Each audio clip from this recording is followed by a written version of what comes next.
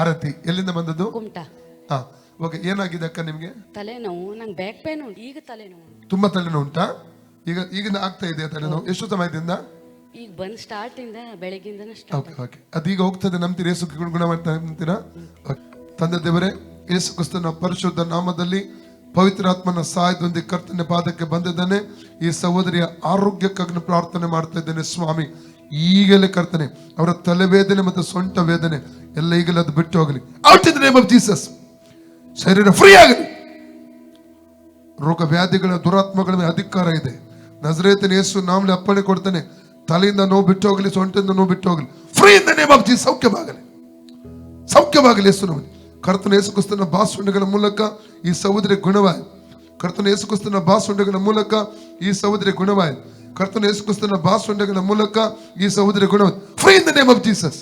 ಅಕ್ಕ ಈಗ ನೋಡಿ, ಆರಾಮಾಯ್ತಾ? ನೋವು ಇಲ್ಲ ಅಲ್ಲ?